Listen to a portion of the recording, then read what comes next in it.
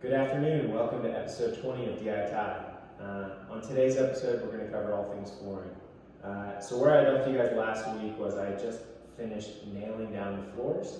So now we're moving into sanding, filling, and then polishing these select grade ash planks up. So yeah, we're going to cover all that.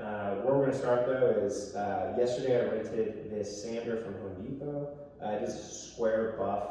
I did not want to rent a drum sander. I had never used one before, and I was pretty nervous about ripping up my floor.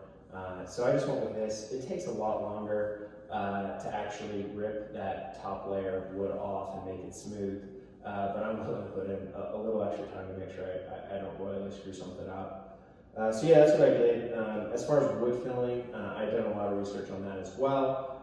After kind of reading some of the negatives of some of the traditional fillers, such as color matching, which was my biggest issue, I decided to get some wood flour cement, which is something you can mix. It's like a resin material with your sawdust from actually sanding your own floor, so the color matches perfectly, which I really liked. So that's why I got it. I was originally planning on trowel filling that, which is basically where you take a trowel and wipe it over the entire floor and fill in all of the cracks. The issue with that is you then have to sand it all off. And since I didn't want to use that drum sander, I did not think that was a great idea. So I ended up just doing some spot filling, basically just looking at any cracks or gaps in my floor and just getting on my hands and knees and just filling in that specific spot. So I probably filled in 300 spots around the house last night. And I'm about to get back to sanding. So before I actually filled that in, I read online that you needed to sand first to actually open those gaps up. So I used 36 grit, sanded, and then did that filling. What I'm doing now is going back with 36 to get some of that residue from the wood fill off, as well as to even out these planks just a little bit more. I'm then going to go into 60 grit and then 80 grit. And yeah, I think at this point, the length of this project is going to be how much do I want these floors to be perfectly even. I could do this for probably 4 more hours or 20 more hours. So we'll see where it kind of lands after this next round of 36. Anyway, I'll check in with you guys later. I hope you enjoy the episode.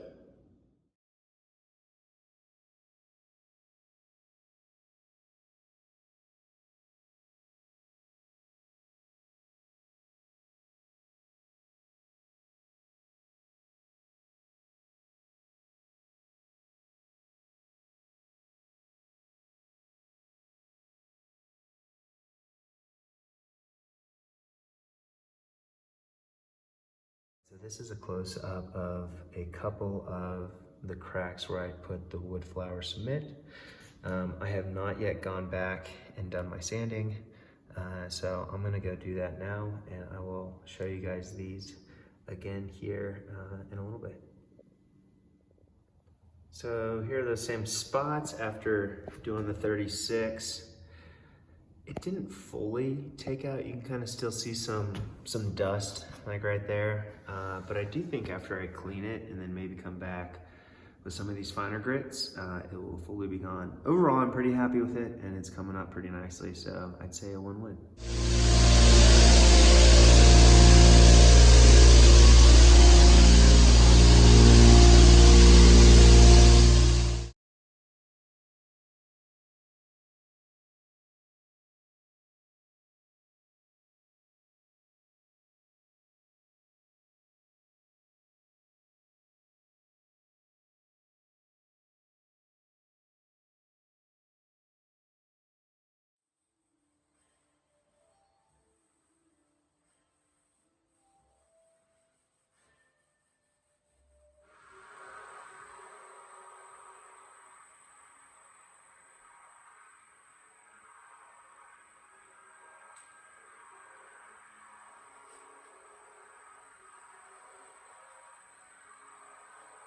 We are about halfway through putting down our Rubio monocoat. I just wanted to show you guys kind of the difference.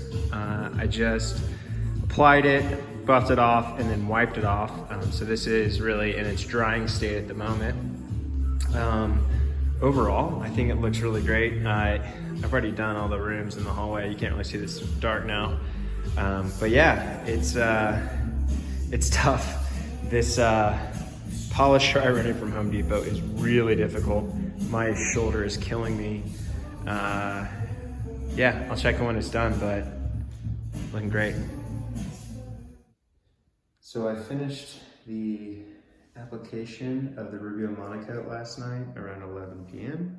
And yeah, this is the finished product. It's been drying for almost 24 hours now, so it's pretty much ready to walk on. I'm still walking around on these towels just to be extra safe.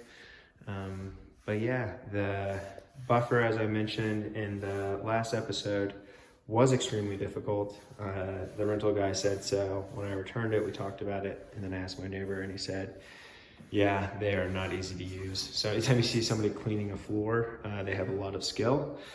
You know, something I also gained respect for during this process. Never thought I would say that. But yeah, the choice of using the square buff sander to kind of get the floors level and not the drum sander, I think was a really great decision. It's very flat, very even, and I'm not really seeing many imperfections. I can kind of tell some of the spots where I use like the circle grinder with my hand, but overall, yeah, I think it looks really nice. So yeah, this was the flooring episode.